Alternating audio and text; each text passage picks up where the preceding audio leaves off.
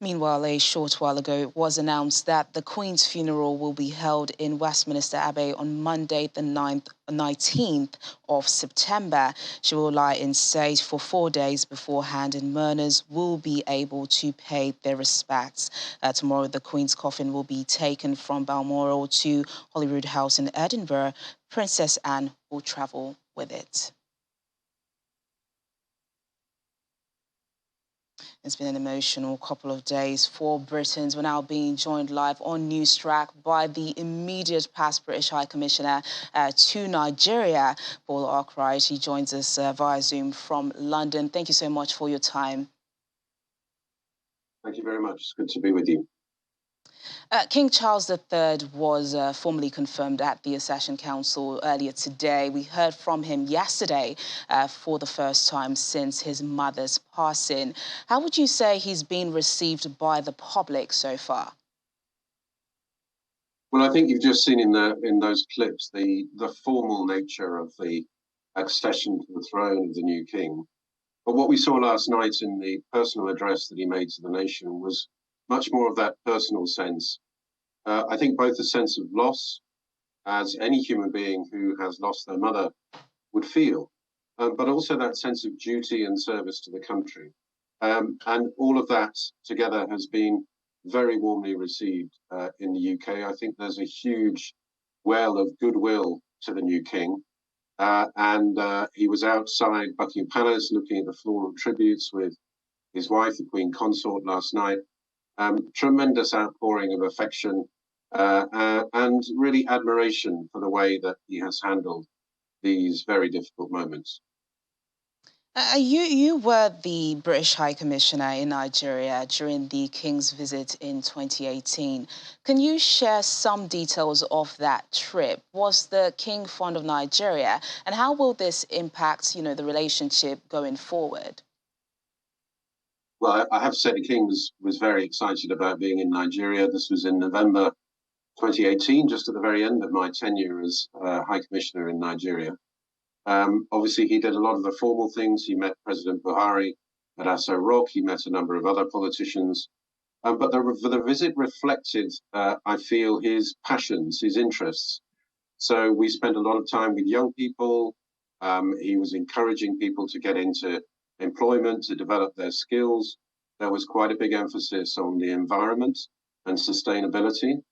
The Commonwealth, of course, was very prominent in the visit, and he commissioned the new Commonwealth War Memorial in Abuja.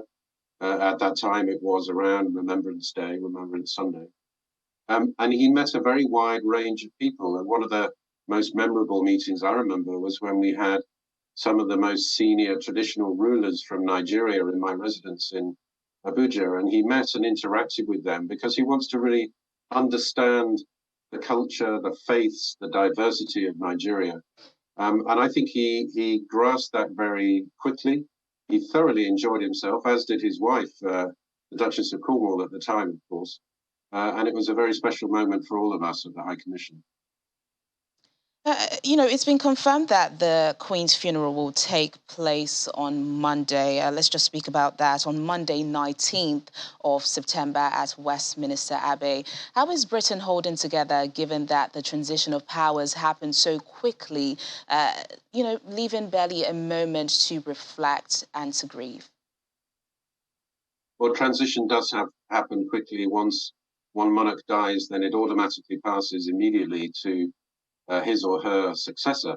And that, of course, happened on Thursday afternoon when Her Majesty died.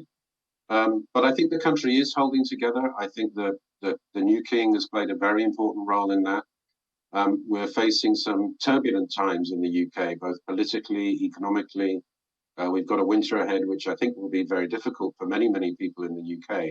But this is a moment when everybody can come together, and it's a unifying moment. And I think there's a note of hope and a note of optimism about the family, if you like, not just the royal family, but all of us as the family of the Commonwealth as well, of course, coming together to wish the new king well, and a note of optimism for the future. So I think it's a difficult moment for the UK and for the public, But I think we're going to get through this, and hopefully we'll get through it even stronger.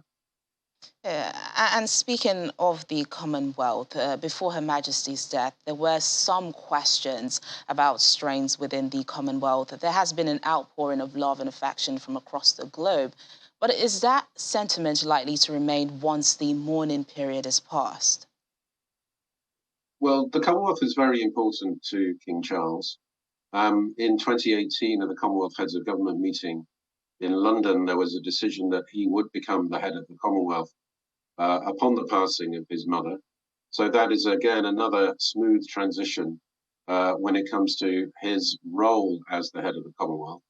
But as the Queen herself used to describe the Commonwealth as a family, I do think this is a moment for the whole family to come together. You're right, there have been strains within the Commonwealth, but I think at the recent meeting in Kigali, which of course was a meeting held in Africa, we welcomed 2 new members from Africa of the Commonwealth. I think the Commonwealth is in good heart. And given the importance that the new king attaches to the Commonwealth, the values of the Commonwealth, and the way in which the Commonwealth can bring the peoples of the countries in the Commonwealth together, I do think it's a good moment. It's a moment to reflect, but it's a moment to look forward and to see how we can build the Commonwealth family and make it even stronger. All right, then immediate past British High Commissioner to Nigeria, Paul Arkwright. Thank you so much for your thoughts on News Track.